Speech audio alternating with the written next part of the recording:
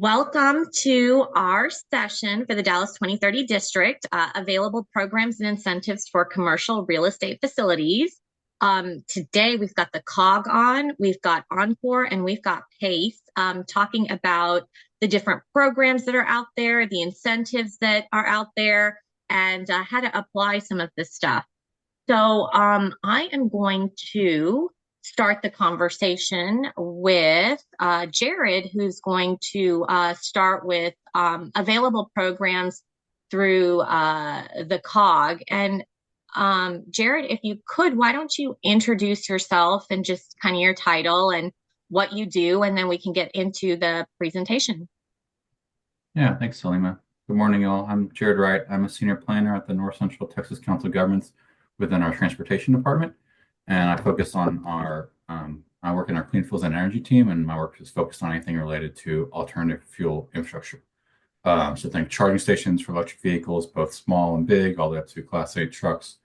And then any other alternative fuels, such as hydrogen, natural gas, as well as kind of under my area of our team. But I'll be covering a wide range of information today on funding incentives for not just infrastructure, but also some building opportunities and for vehicles as well that all kind of fall into our team area. So I'll do my best to answer any questions, but if not, I can direct them to our team who has a little more expertise in all the topics I'll be touching today. And Jared, before you get started, why don't we hold our questions till the end? I think it might be easier so that we don't pause. So if you do have any questions, we will have some time at the end to get that answered. And if we don't, I will get those answered for you. So I'm going to hand it back to Jared to continue the conversation. Yeah, thanks. All right, so on the next slide here, I just wanted to highlight this is a new thing that we're doing in the transportation department called Topic of the Month. So if you see presentations from other COG transportation staff, we've developed a new project that'll highlight certain themes throughout the year. So for this first month, we wanted to highlight people in transportation. Data and technology play an essential role in the work that we're doing, but also these are just tools that help us do our jobs. It's really the people that help us get our work done and make progress on our projects. So we want to highlight policymakers, planners, members of the public, and our own partners that make the planning process work and help us complete our projects. All right, so my first few slides here focus on EV charging infrastructure, which is becoming more and more important for new and existing buildings. So I just want to highlight really quick here that there's different levels of EV readiness you can build into new installations before you are ready for charging stations, if you're not quite ready yet. So you can have EV capable, which has the panel capacity and the conduit underground. And then you have EV ready, which has the full circuit where you just can go in and plug in the charger. And then obviously you can just have the full charger there already. But these are tools to help you as you're doing new construction to help be ready for EV charger installations as more employees, customers are adopting electric vehicles and they're looking for a place to charge. It can be a lot cheaper to do it when you're doing that new construction. That stat there from AFDC says it's 4 to 6 times more expensive to do it as a retrofit where you're digging up brand new concrete rather than doing it as part of new construction. So just something to think about. And some of our cities have new codes surrounding this. You can find more information on dfwcleancities.org/EV readiness, but it's a growing area and there's a lot of guidance out there and we're happy to talk about this more. And then next here, I just wanted to spend some time highlighting a few of our projects related to EV charging infrastructure that may be helpful to y'all. So first up is the Texas EV infrastructure plan. So for that darker blue shaded area on the map, our 12-county region, we'll be receiving about $60 million from TxDOT. Well, we won't be receiving it. TxDOT will be giving that out to businesses that apply, but we'll be recommending locations to TxDOT. So this is really probably the best opportunity here for the private sector. Historically, a lot of the awardees of this funding for the first phase one have been sort of convenience store style. Tesla won a lot of this money, Buc-ee's, that kind of business model to have fast chargers along highway corridors. So TxDOT has already built out the corridors, and so we're looking to fill out the rest of the secondary hubs in the region. And so again, all that money will flow through TxDOT, and we'll be recommending locations where we would like to see that money spent in our region. So if you'll have ideas, places you're looking for, that's where we're kind of looking for that feedback now. Next here is the North Texas Equitable EV Infrastructure Project. That one, if you could go back one slide, Salima. Oh, okay, you're still there. Yeah, thank you. That one's really meant for more public sector properties, but we're looking to build on public sector land and new land owned by local governments or transit facilities to build up to 100 new charging ports in that whole region you see there. And then last year, we have a small $3.6 million award that we're wrapping up to repair and replace existing EV charging stations that were non-operational, just to make charging grid more reliable. So when you go to charge, the charger actually works. Next slide. And so, yeah, this is just to summarize our engagement here. Y'all can sign up for email updates and we'll have a survey posted soon at publicinfo.com/NCTCOG EV charging. And we're also asking local governments to take a survey we have to determine where they would like to see charging stations on property they own. But there's a great website there. There's a map from that TechSite is posted that we link to where you can go and put a pin on anywhere in the region where you'd like to see a charging station or anywhere in the state. And if you're interested in being part of installing these, you can sign up for a transportation department vendor database. But please go to this website, leave comments, spread the word. We'll be updating this a lot as these projects get underway. These projects are still all ongoing. Some of these were awarded through projects that were mentioned in recent executive orders, but we have not received any direction from our funding agencies to stop work. So until then, we are continuing to work on these projects, and they may change in scope as some of our other projects currently have. But we expect these projects will continue. There just may be some slight delays as far as implementation, but these projects are still all ongoing, and we're still working on them.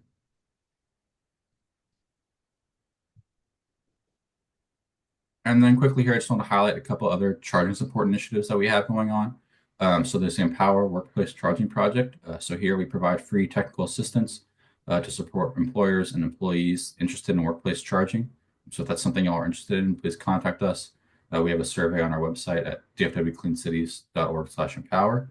And then we're also partners in the Charging Smart program to help our local governments be more EV ready to support those EV charger codes I mentioned earlier, as well as other measures to make sure that their community is ready to install EV chargers and accept more electric vehicles.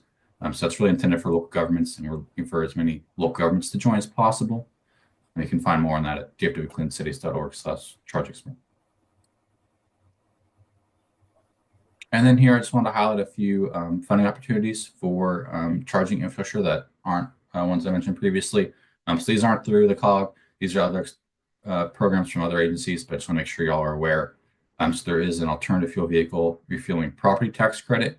So this is available to tax-exempt entities through the new direct pay option, but this will fund installation of EV chargers in eligible locations at up to 30% tax credit. And then there's also a state program called the TERP Alternative Fueling Facilities Program through the Texas Commission on Environmental Quality. And this will fund the construction of new or expansion of existing alternative fuel or natural gas facilities up to 50% for $600,000. And this is prioritizing fueling facilities that are available to the public. So this is currently closed, but expected to open spring of next year. And then the USDA also has a rural business development grant that can be used for EV charging stations. And I want to highlight a couple other opportunities here. So there's a couple clean energy tax credits, and these are all still currently available as of today. And these did exist before the Biden administration, so I think there's some chance that these will continue to stay. But we'll see what happens with these various tax credits. But as of now, they all still exist and are able to be claimed. So there's this first clean energy production tax credit, or a PTC. This will fund the projects for production and sale of clean electricity from renewable sources. And you can see there's some details there on exactly what that credit can get up to. And it can be applied to energy generation for internal projects. And PTC projects here are meant to sell to generated energy to a third party. And then the electricity investment tax credit, this funds renewable projects related to generation and storage. So this one is really focused on new generation. And the ITC is meant to expand to more technologies, including fuel cell and energy storage, in addition to all these other renewable energy projects you see there. It can be up to 30% if all these requirements are met, same as EV charger ones, depends on prevailing wages and locations of the projects. But these are all currently available tax credits. And I also want to highlight commercial building incentives. So there's a webpage for this that you can find when we send out the slides. But for owners of commercial buildings, for energy efficient commercial building property or energy efficient commercial buildings retrofit property. There's some opportunities here for projects that have been installed through improvements for interior lighting, HVAC, hot water systems, building envelope, and then you can see you can get $1.80 per square foot for at least 50% energy savings, or if it's built 2023 or after for newer buildings, you can get 50 cents to $1 per square foot. And these need to be included as part of a plan to reduce the total amount of energy, power, and cost by 25% or more for the entire building. Or if it's a retrofit, they need to be in service at least 5 years before the building's retrofit plan was established. So there is opportunities out there to get some additional tax credits for energy improvements they all may be looking to do. And I wanted to wrap up here with a few slides on some vehicle projects for y'all that may own fleets or work with vehicle fleets. So there's a North Texas Zero Emission Vehicle Project. This is an award that we received from the EPA. This is $60 million for Class 6 and 7 vehicles, so heavier duty vehicles that we're looking to kind of take older vehicles off the road and then bring new vehicles into the road that are much cleaner and more fuel efficient. So we're looking at battery electric or hydrogen fuel cell vehicles. We want to make sure these are zero emission vehicles, and the public and private sector are eligible for this. And it can be 33 to 65% funding level or for electric, or 60 to 80% for hydrogen fuel cell. It depends on the vehicle size and type that is being replaced. And just want to highlight why it's important here on that graph on the right. You can see that vehicle miles traveled for light duty vehicles, that dark blue is mostly vehicle miles traveled is from light duty vehicles. But on the bottom there, NOx emissions from vehicles that our region is non-attainment for, is only about less than half light duty vehicles and nearly half of heavy duty diesel vehicles. So that's where we're looking to get the best bang for our buck and scrap old vehicles and replace them with new zero emission vehicles through that program.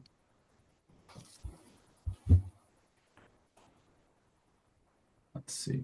And this just has some more details. I won't go through this in great detail here, but this just has another program that we have called the North Texas Diesel Emissions Reduction Project.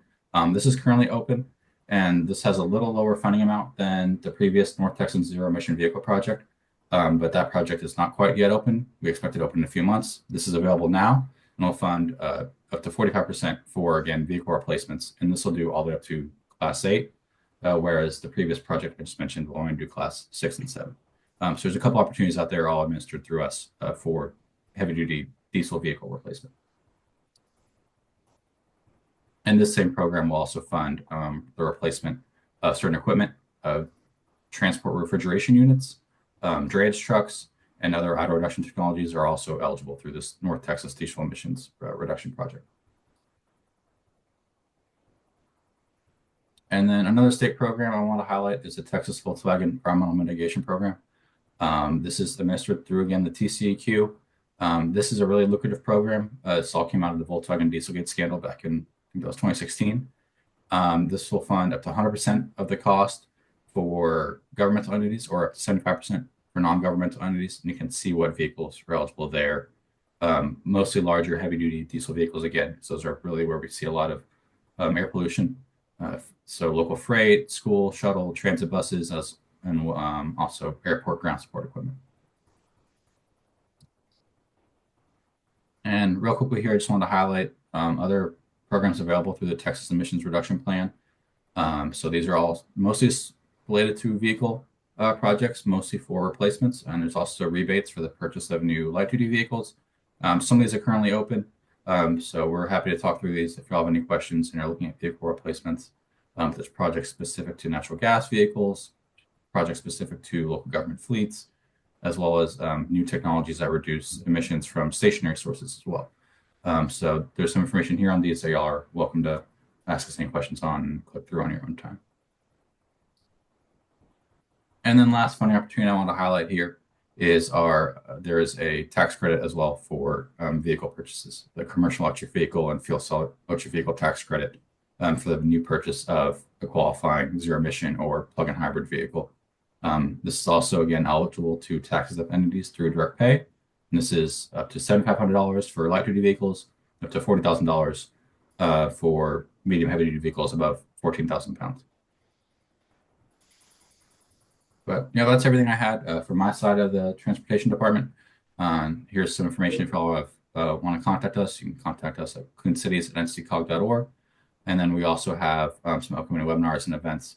February 26th, we'll be doing a stakeholder input session at our offices.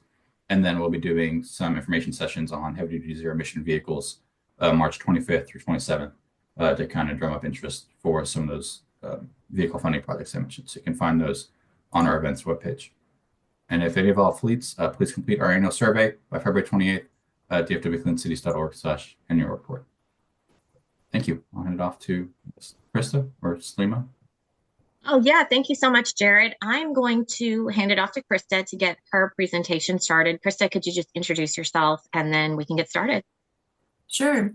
My name is Krista Guzman, and I'm a Senior Environment and Development Planner here at the North Central Texas Council of Governments. And one of the programs that I work on is our Regional Energy Management Program. And so I have a couple of energy-related things that I'm going to share about today, and that includes the DOE Energy Skilled program as well as Soul Smart programs. Next slide, please. So this is just our agenda at a glance.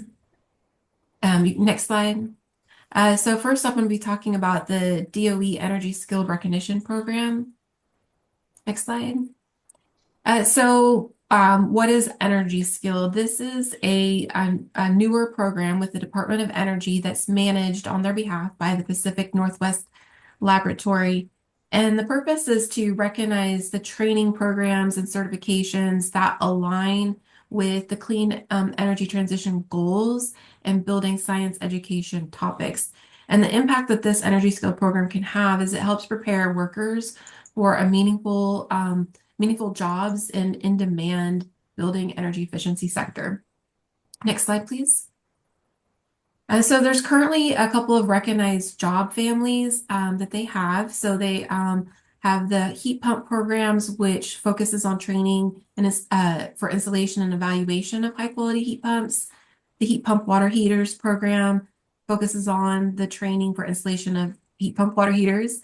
And then the energy assessment program is a certification for energy auditors to go out and do evaluations for home energy improvements. Next slide, please.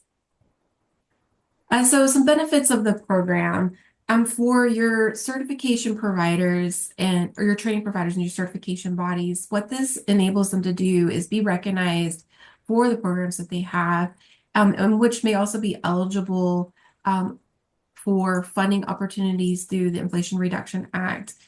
And then they can also receive branding material to communicate their recognition of their training programs through the DOE with folks who are interested in taking their courses, and they'll be listed on the DOE's Energy Skilled website.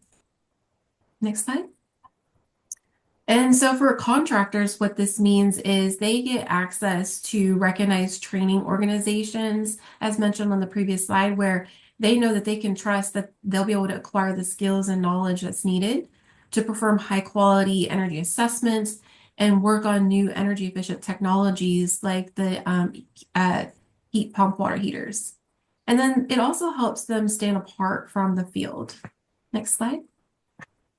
And for consumers, what it means for us is that we have the assurance of a contractor's skills and knowledge that's needed to perform quality work on our modern building systems.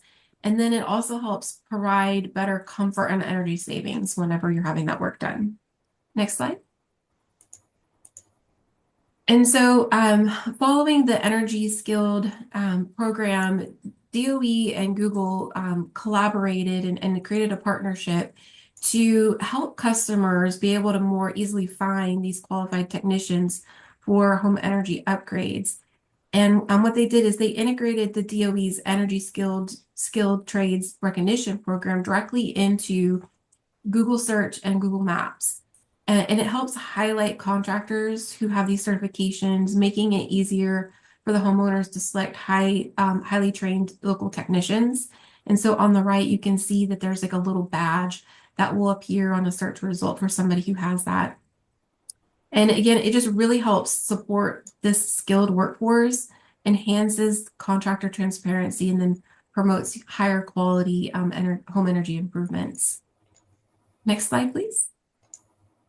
So the energy skill recognition program, you can find more on those links on the page. And then the last link has some information about um, the tax credit tool, tax credit product lookup tool, and a home installation explainer that you can explore.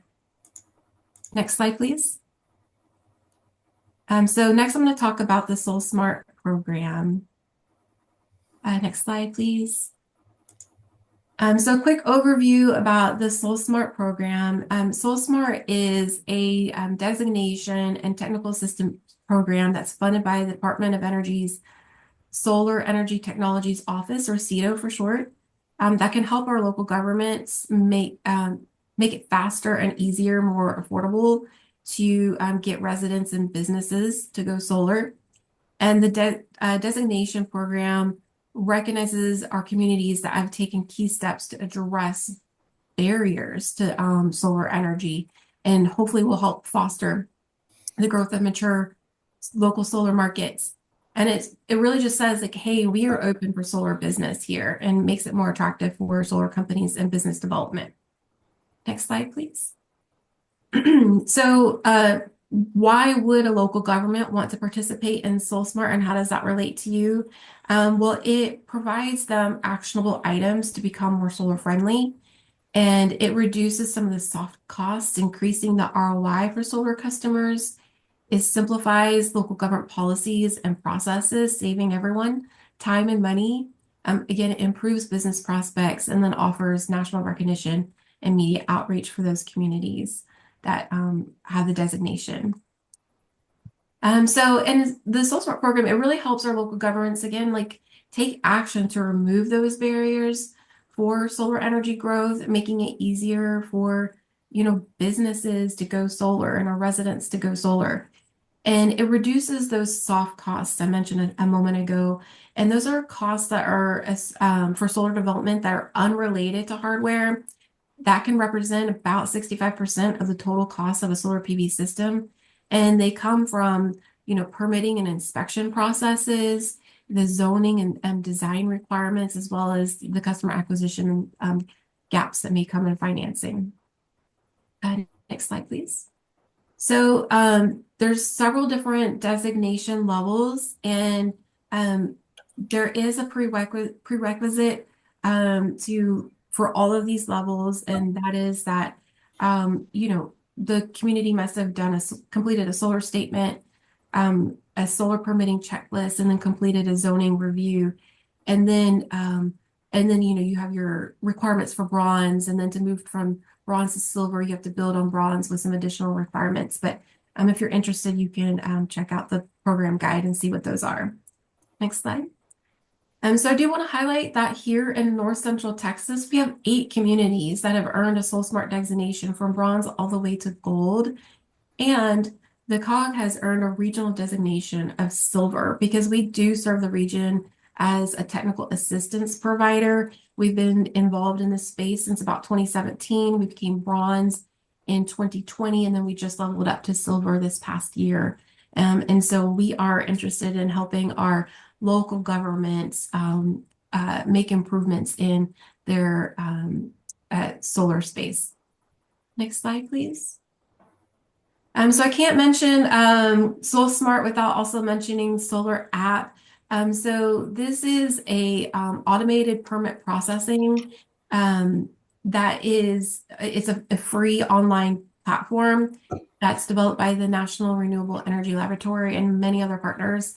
And it helps reduce the time that's required to issue permits by instantaneously approving certain qualified projects. And it can be used with or without being involved in the SoulSmart program, but it does go towards a local government's designation criteria if they are pursuing a SoulSmart designation. So this is a really great tool for them. Next slide. So it can also permit PV storage systems with battery storage, and it can be integrated into a lot of our commonly used local government software platforms, making sure that we're code compliant. And it is based on model building electrical fire codes, and it automatically performs a lot of those compliance checks on the inputs. to make sure, the contractor has addressed those. And then the installation, workmanship, and adherence to the approved design will then be verified through the inspection process. Next slide. So in Texas, unfortunately, we don't have anybody in North Texas that is using the solar app. Hopefully we see some of our Soul Smart cities take this on. But we do see it in use in the city of Houston, and then it's also being piloted in the city of San Antonio. Next slide, please. So I also want to mention the Go Solar Texas website, and that is a COG resource and website that we have.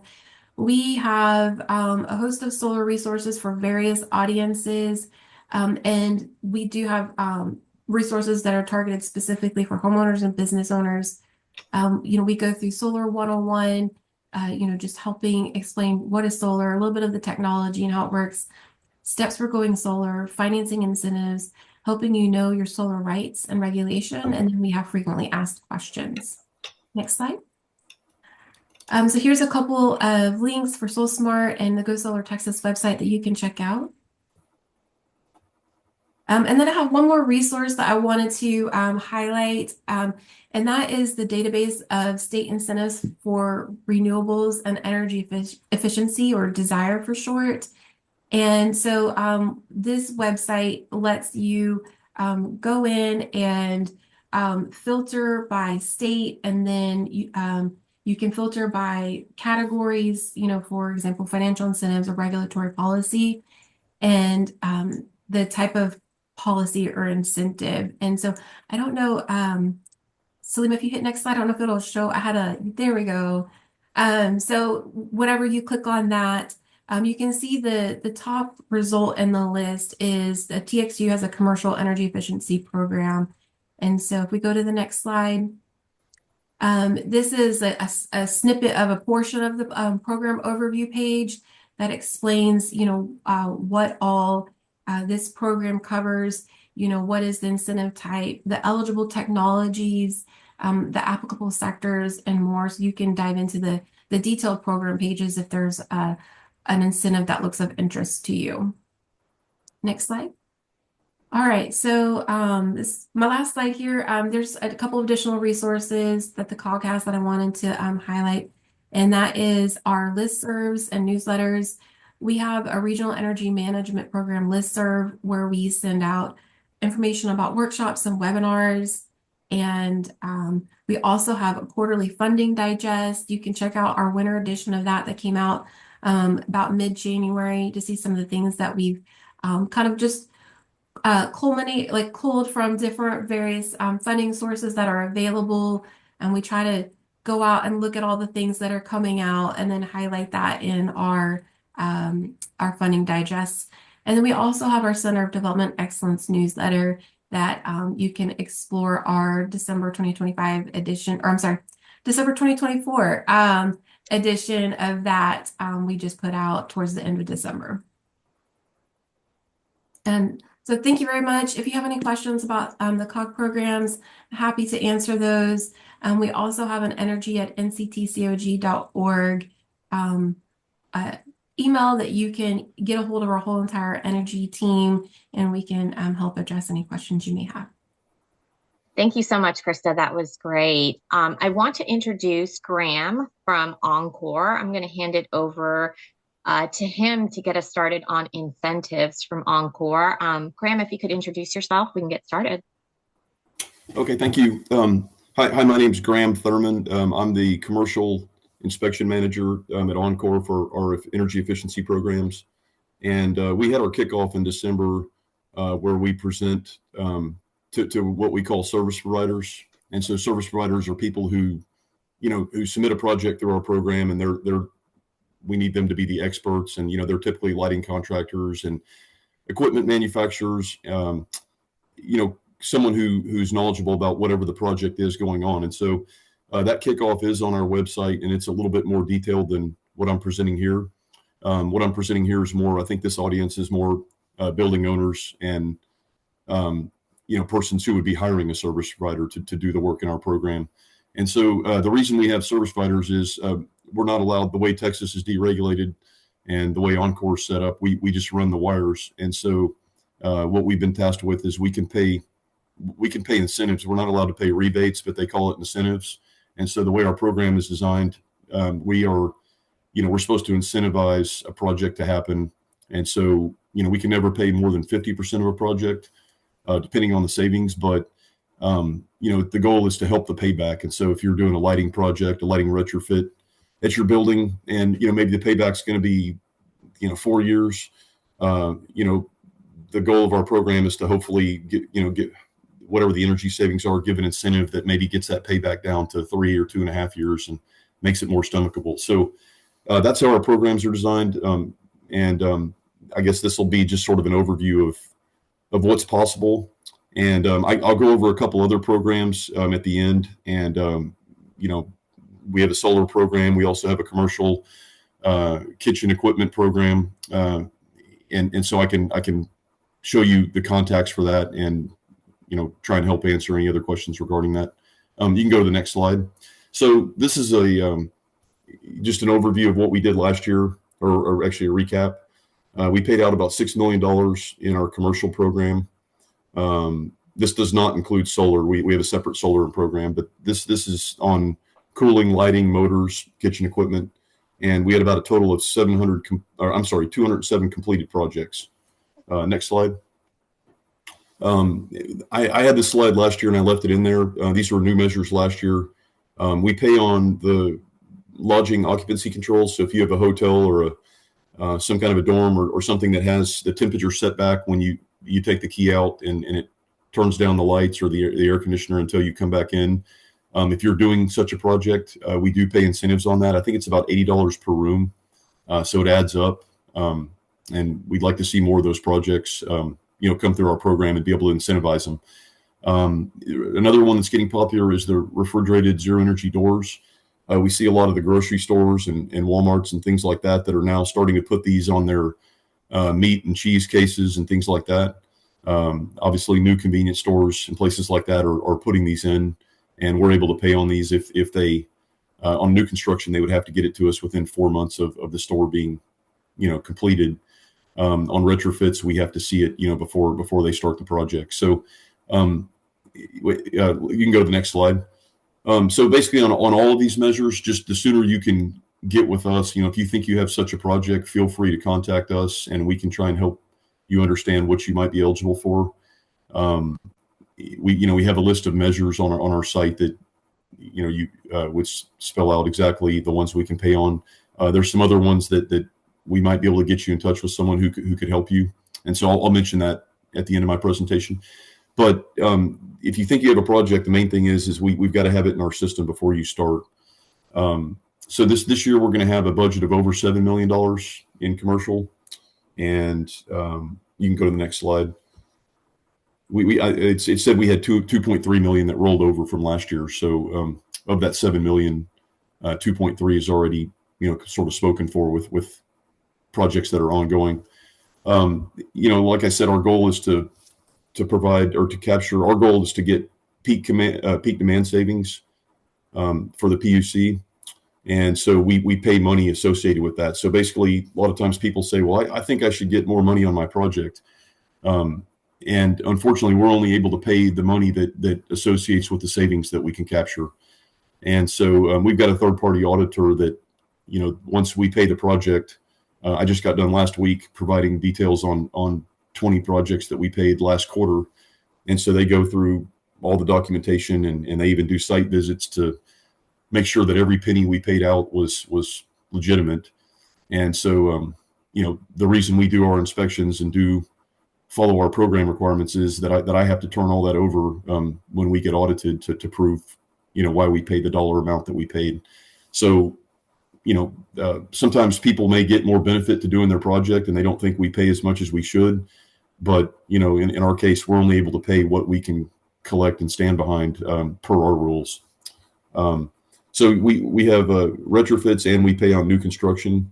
The new construction is more cooling and lighting for the most part, and some kitchen equipment. A retrofit requires a pre and a post inspection. So, you have to get through the pre-inspection before you start your project on a retrofit. That's always something that, we want to make clear to people. So the earlier you can get your project to us and get it in our system, and we can do the inspection, then the sooner we can get out of your way and the project can be started. You can go to the next slide. And so this basically just states that we're evaluated by a company that's hired by the Utility Commission. And so, like I said, that we have to turn over all the projects from the prior quarter that we paid on, and they kind of choose the ones they want to look at and make sure that we did it correctly. You can go to the next slide. And so my job is to make sure that everything is correct, so that my management doesn't have to go down and testify as to why we misuse ratepayer funds. So we take pride in not having that happen, and so that's why I feel like we have a very robust process. This is links to our program manuals, and they're available on our EEPM site. Our EEPM site has all of our calculators, so you or your service providers can do estimates. I can show that, and there'll be some slides in a minute that sort of show what how you can do estimates on a light fixture that maybe you're changing out throughout your facility, to sort of see what you'd be looking at. We have cooling estimates for chillers or air conditioners, motors, all kinds of things. So we have those calculators on our EEPM site. That's also where a service provider would sign up to submit projects in our program, and they would get a username and password. So all that's on our EEPM site. Also, the technical resource manual, the technical reference manual, that's sort of the rules that we have to abide by for each measure. So that is on the site as well. You can go to the next slide. So this is lighting. These are all the lighting things we pay on. Basically this doesn't mean much to you. It more per our calculators, for every KW that our calculator says you save, it's $209. So these numbers really aren't as important to you. This is it's over like a 15-year measure life on the lighting. So it's the time value of money, and our calculator would show it to you more in the terms that you'd want. But you can go to the next measure. And so, the next slide. Yeah. So here's some examples of what, like that would be. So if you have a 400-watt metal halide in a warehouse, and you replace it with, this is just an example, you replace it with a 130-watt LED, you'd be looking at about $120 a fixture on such a project.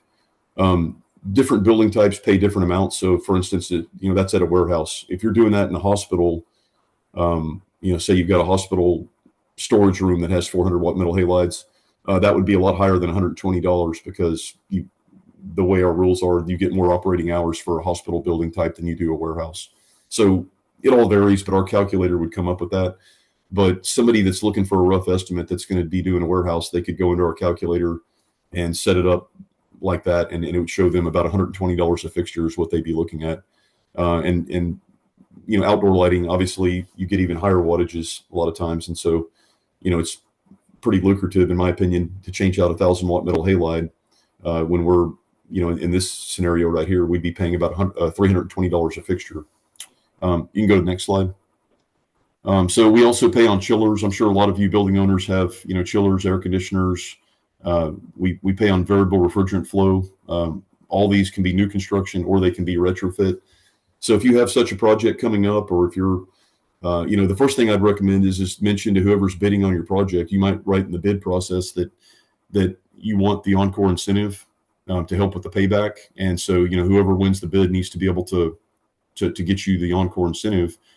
And we can help, you or your contractor understand what's required. Lighting is more difficult because it's sort of a room by room audit that we've got to see and inspect. This cooling equipment is a lot easier. This can be done basically with photos. So if you've got a chiller, just a couple of photos, a profile and a nameplate of your existing chiller, and kind of what you plan to go back with. And all that needs to be submitted before you tear the chiller out. But, our approval process is pretty quick and easy on your photos. And then once you're done with your install, we'll just need some photos of your new chiller or air conditioners and the certificates that provide the efficiency. So we've got examples on our site. I believe on our EEPM site this year, we just put some more detailed PDFs for each of these measures that sort of shows picture examples and step-by-step of what's required. So that's out there.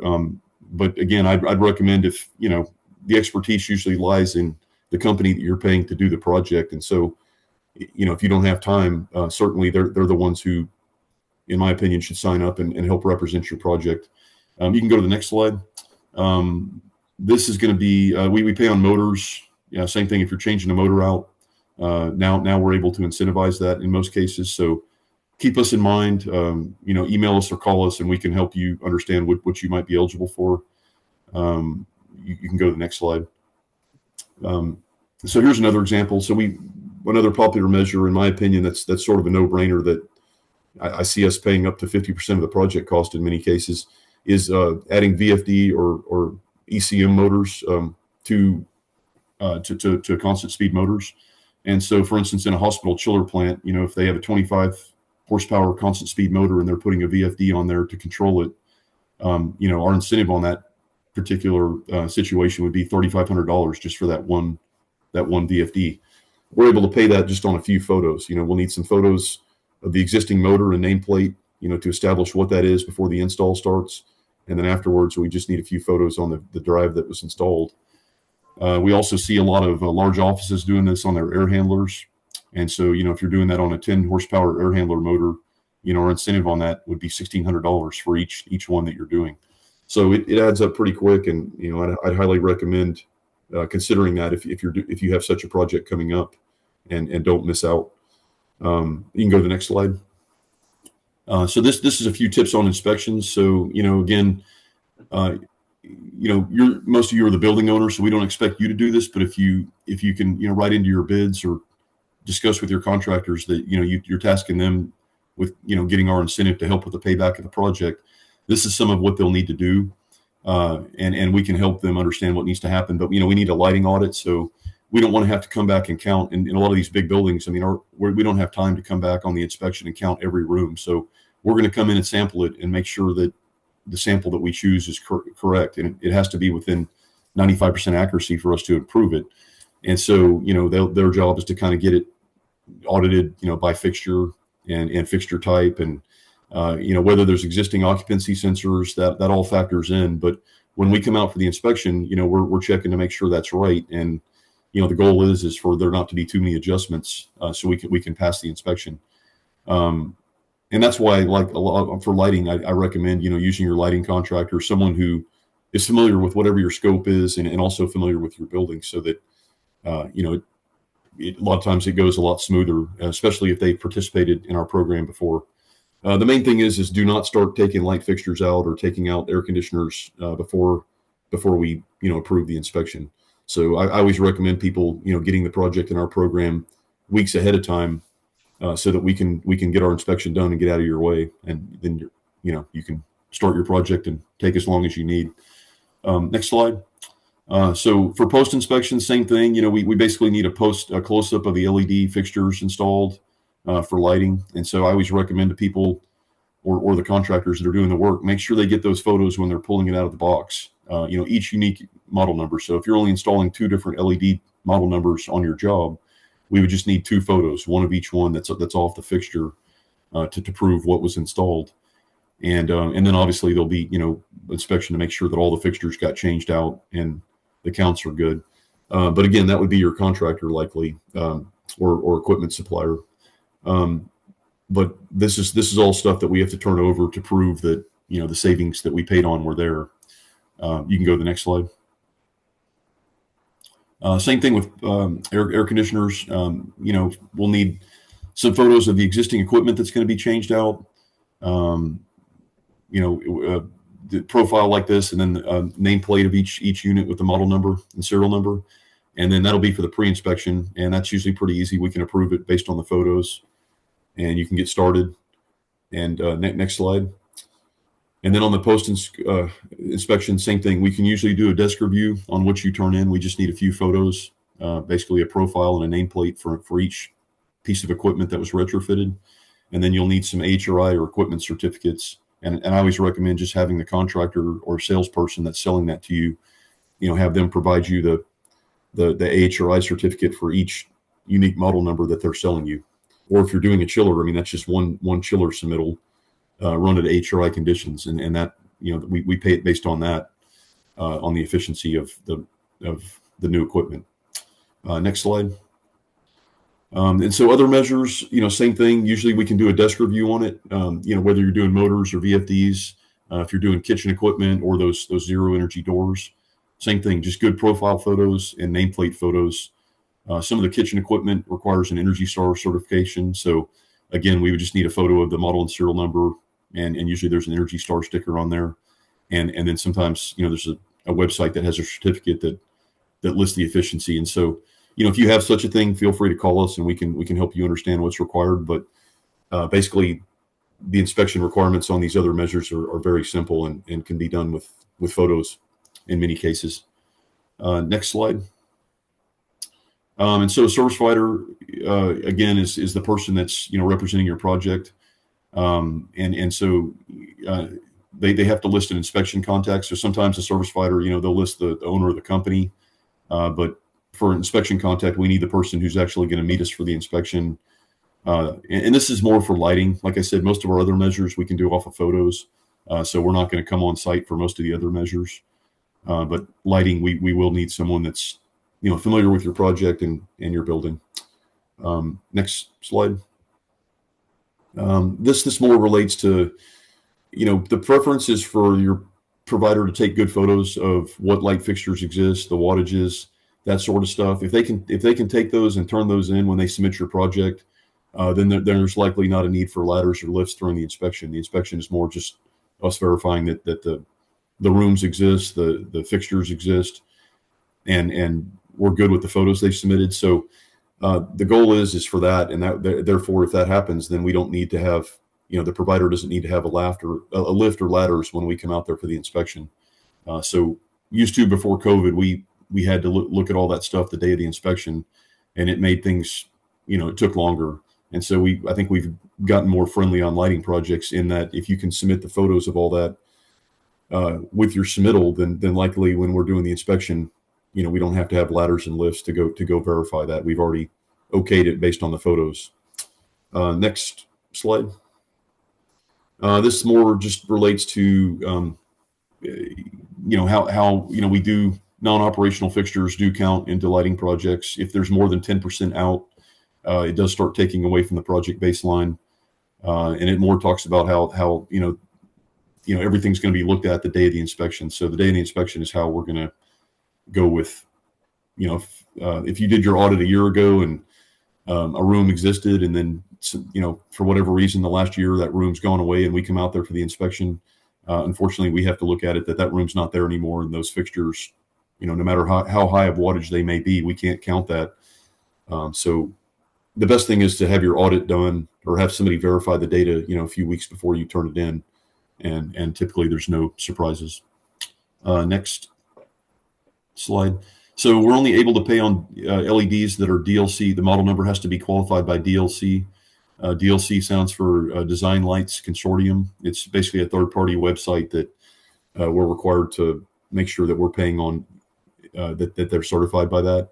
Also, Energy Star, they certify the screw-in lights. And so I've been told that may have gone away at the end of 24. So I'm still trying to get an answer on that. But used to, the screw-ins were rated by Energy Star, and so we would have had to have an Energy Star certificate showing that whatever screw-in lamp you used was qualified by Energy Star. And then on LED tube lamps, we only pay on the Type C that have the driver. And so if you're a lot of jobs, they use the Type B that you just use the line voltage, and so we do not incentivize those.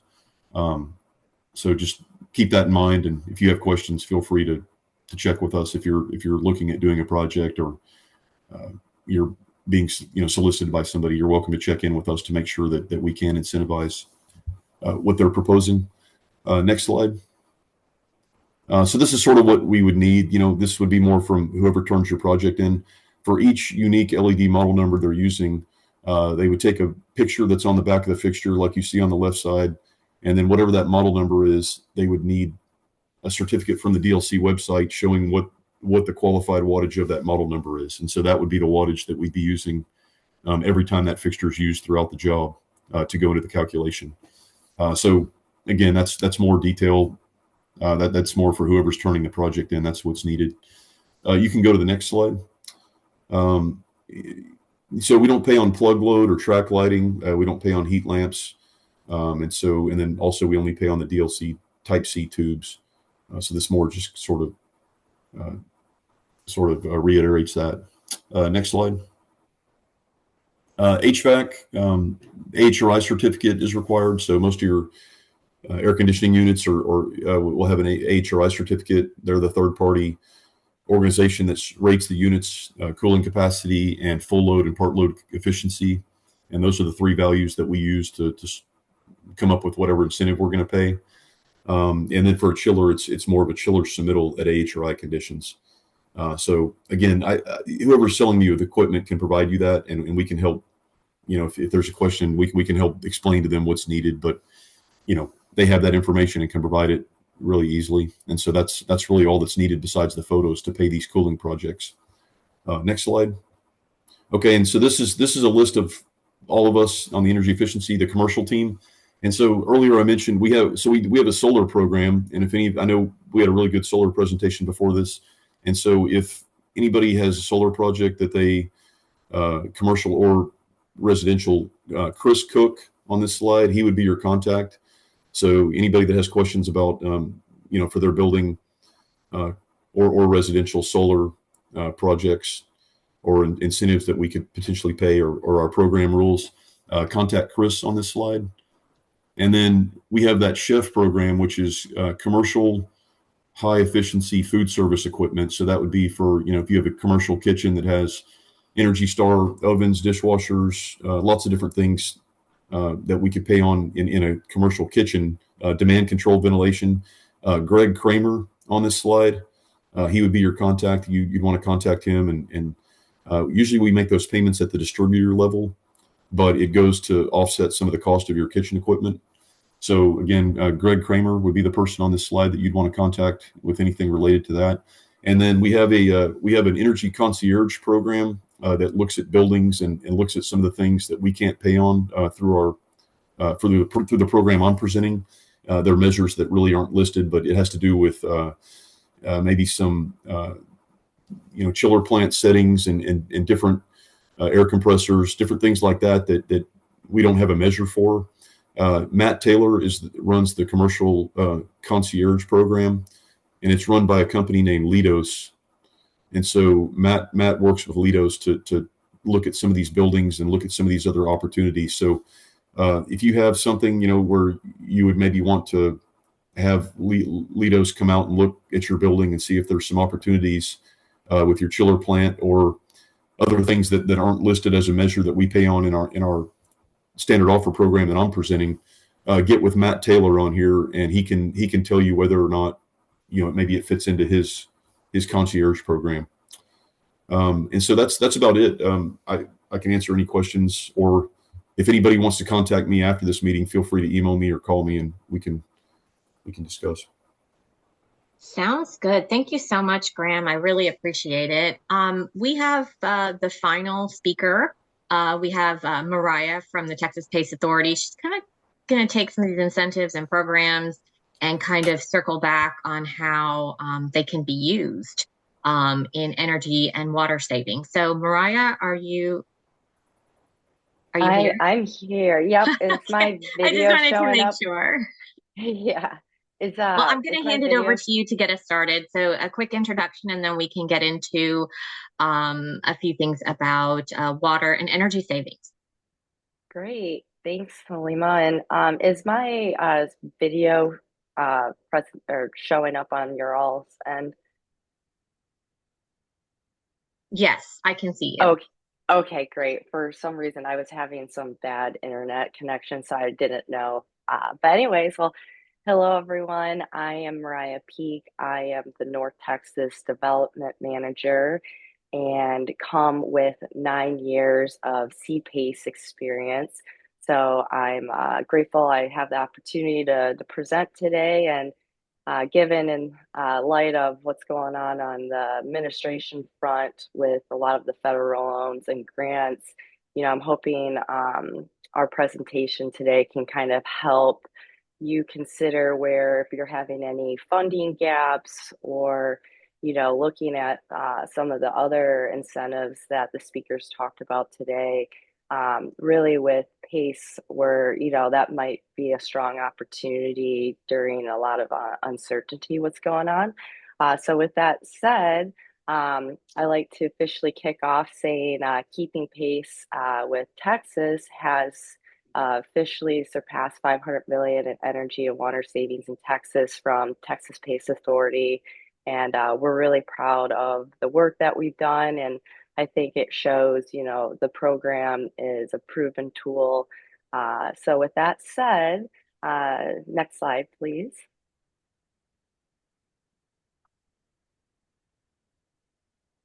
So CPACE stands for Property Assessed Clean Energy. And I know on this forum, we talked about PACE a handful of times. So I don't want to be redundant on what Property Assessed Clean Energy is, but I want to just specifically, given the macroeconomy and financing and just a little uncertainty, like I just mentioned with federal loans and grants, just do like a quick little refresh on PACE and then kind of get into what I would call our industry updates from Texas Pace Authority, but also Texas Pace in general. So with that said, CPACE is an innovative financing tool. It provides long-term fixed rate, low cost, 100% funding for projects that qualify in the energy efficiency, water conservation, and distributed generation projects. So a lot of things like our speakers were talking about, those capital improvements like lighting or solar or HVAC, this is all those type of energy conservation measures that CPACE can finance. Some of the eligible properties are your commercial asset types. That could be, industrial, mixed use, multifamily, office space. And with that, we also can look at and underwrite nonprofits. If you are in a multifamily scenario, it has to be at least 5 units or more. Just as a reminder, I think sometimes a lot of people think you can do single family dwellings that might have like a larger portfolio of those, but it has to technically be 5 units or more in order to utilize CPACE.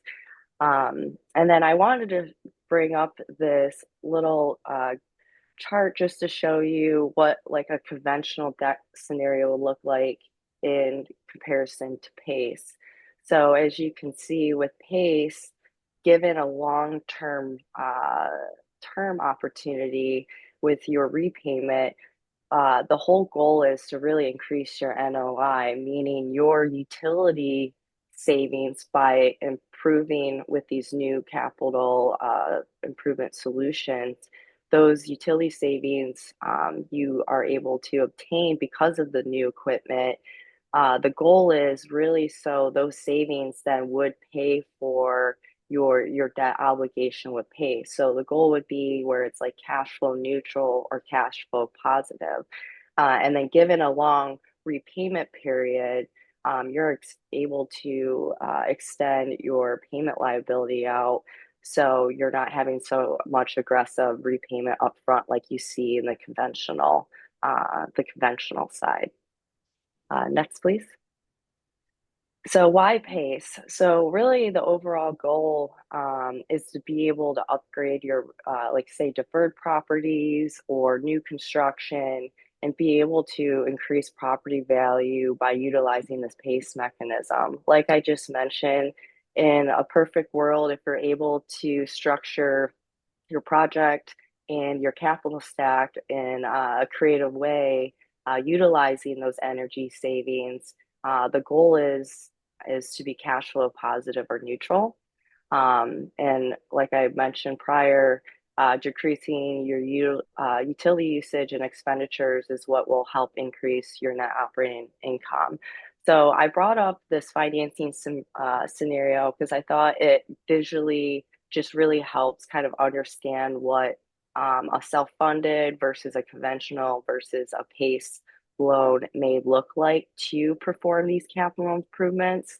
And then what's nice is, like ONCOR was saying, there's a lot of rebates or incentives specifically that can help offset some of your project costs. So if you can marry PACE with incentives, you're really blending a nice opportunity for your projects. Next, please. All right, so getting into the fun stuff. So Texas PACE Authority, for this year, we're celebrating our 10th anniversary. And Charlene and the team has done such a lovely job over the 10 years from, pioneering the CPACE program to the state to, building the foundation with local governments. And then now really the last couple of years, especially this year, our team has grown and we're dedicated to really be able to serve the local governments and have program liaisons to be the point person to help with clients, your clients, and better understand PACE and how it might look like in a capital stack, and just give like real life hypotheticals for this type of financing mechanism.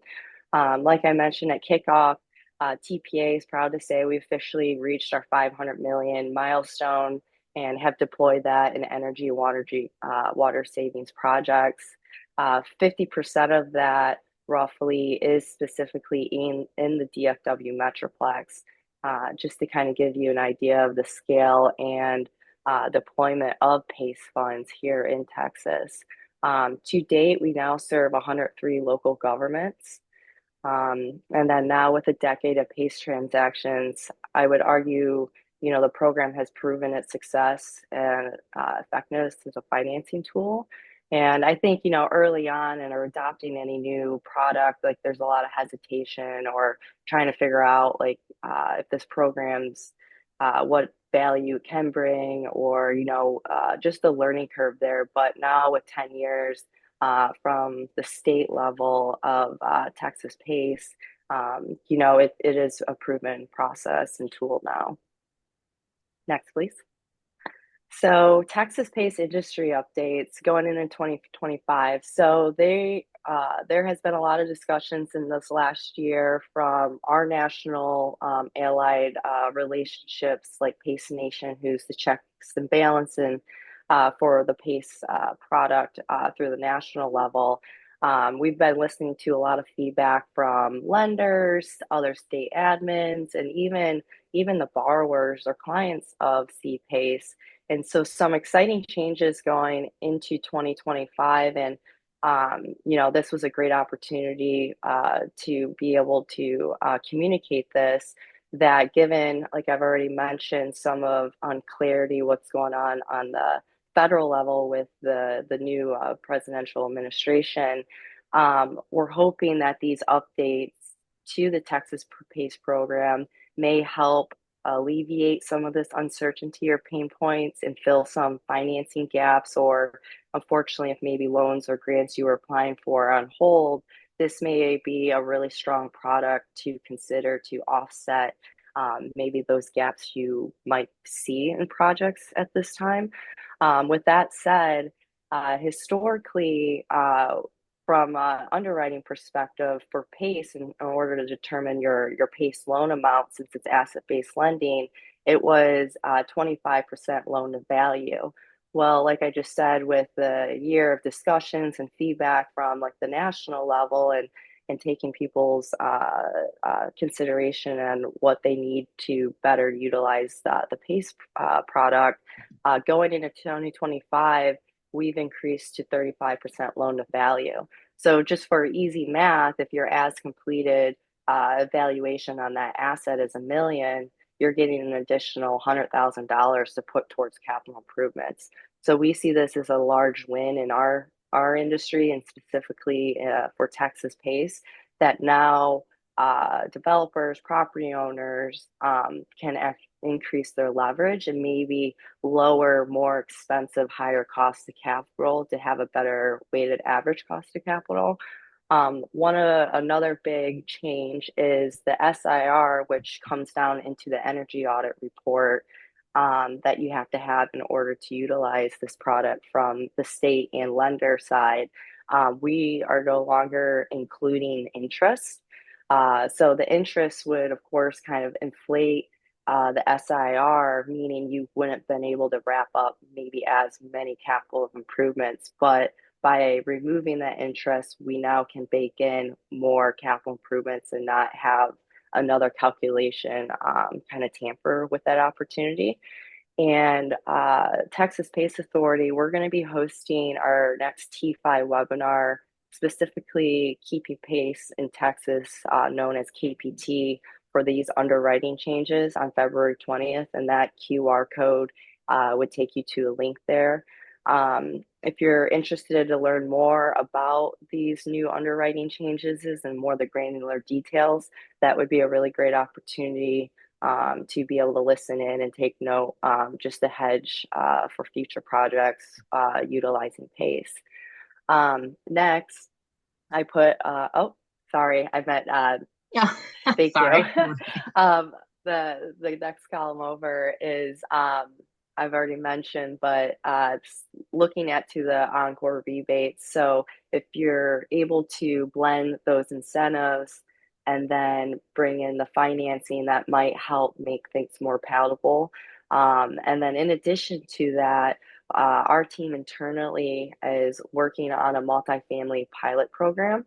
And I know the city of Dallas has incentives around affordable housing. And so we're currently in works right now of how can we make it easier for the multifamily asset class to utilize the city incentives, some of the ONCOR incentives they're offering that we just discussed, but then blend PACE into that to really help target some distressed multifamily here in the city of Dallas. And then additional news going into 2025 is this is another argued big win from the Keeping Pace in Texas updates, but the SBA 504 will officially consent to CPACE now. So having an SBA 504, usually they'll guarantee about 50% of that property. And then if you want to blend PACE in there now with a higher LTV of 35%, that could really help push the needle on some projects that maybe weren't feasible prior. So having the SBA consent to CPACE is really going to change, I think, the opportunities to come, just because this is something that has been discussed for many years. And finally, we got over the hurdle of being able to get that consent. So with the SBA, HUD as of 2024 also allows CPACE in the capital stack. And then same with low income housing tax credits. You're able to blend these incentives. So on the next slide, I'm going to show you a case study of a project that we did in Dallas known as the Continental Gym Building. The total PACE assessment for that project was $5 million, and you can see some of the capital improvements that qualified from CPACE. But reason being, I specifically highlighted this case study is given some uncertainty what's going on with the grants and loans on the federal level, wanted to showcase how PACE is friendly with some other incentives like TIFs, opportunity zones, and other federal tax credit investments. And it just goes to show that CPACE is friendly with other incentives, either federal or state or local. But we wanted to highlight because I think there's sometimes confusion around if PACE can get blended in with other products or it has to be like a standalone with a senior solution. So we really wanted to kind of give an opportunity to showcase, given going into this year with the new Keeping Pace in Texas updates, but then also with the SBA 504 and HUD, you could blend an SBA or HUD into something really creative like this. This particular project didn't have those two, but just want to kind of showcase that you are able to blend quite a bit to make a project more feasible, given the tools out there. And then the next case study. So this is the Butler Brothers building, also in Dallas. The total PACE assessment here was 24 million and was a very large project for the city. You can see below are some of the capital improvements made. And why I also wanted to highlight this case study is kind of going back earlier to the presentation on the conventional versus PACE debt and self-funded, when I made mention of lowering your weighted average cost of capital. PACE is really nice if you know how to use it as a tool to lower higher debt leverage and have a better WACC. So if you can see the before and after here in this scenario, from a mezz loan perspective or a bridge money perspective, before they were paying 15%, but with PACE they were at 16.3. So to that developer or property owner, that overall weighed out their liability expense or cost from a rate perspective. So given, like I said, from a macro economy level of financing and debt and some uncertainty going on with the administration, just to highlight that PACE can really help maybe be a better solution or weigh out things that aren't going to work right now or moving forward with things going on. The next case study, please. The last case study is the Hotel Swexen. This was one of the larger PACE assessments done of almost $40 million. And you can see the qualified improvements here and then the annual benefits. We wanted to showcase this one too as being a larger scale project. You can do something as simple as like a $5 million with a continental gym all the way up to 40 million. So based on the current lenders in the CPACE market, I would say, anything on a minimum side is about $1 million, but really the sky's the limit in terms of the maximum amount. I just read this last week that out in California, they just closed on a $160 million PACE transaction. So you can imagine that's only about 20-25% of loan to value. So the asset, had to be up probably closer into the high million, 100 millions to $1 billion asset. So just wanted to showcase that, we can do something as small as $1 million, but go, far surpass that given the right opportunity. And the next slide is, I just want to say thank you everyone in the Dallas 2030 district members and attendees today for listening in, and happy to field any questions you may have about CPACE, or I really love running through real life hypotheticals. So if you're unsure about the product or want to see what it might look like for a project that you have now or developing, I'd be happy to go through that with you and show you what that could look like in your pro forma or in your capital stack and see if it could be a good fit and go from there. So again, thanks everyone. Thank you so much, Mariah.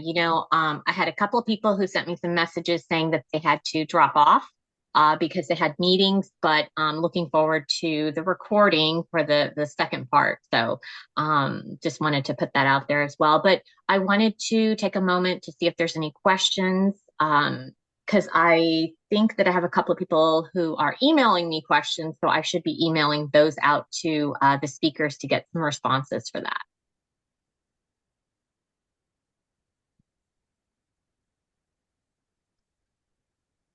All right.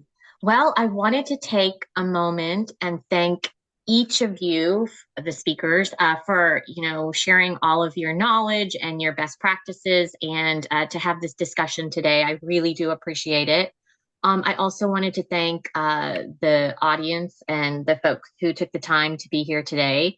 I know it was a little bit of a longer session, but I think it was totally worth it. I think we got some really great information, and we'll be able to run with it in 2025. And hopefully this will help us get one step closer to our 2030 goals. Just wanted to thank everyone, and I appreciate it. And if you have any questions, feel free to reach out to me or any of the speakers, and hopefully we can get things answered. And I hope that everybody has a wonderful Thursday and a wonderful weekend. Thank you. Thank you, everyone. Thank you, Srima. Thanks, Salima.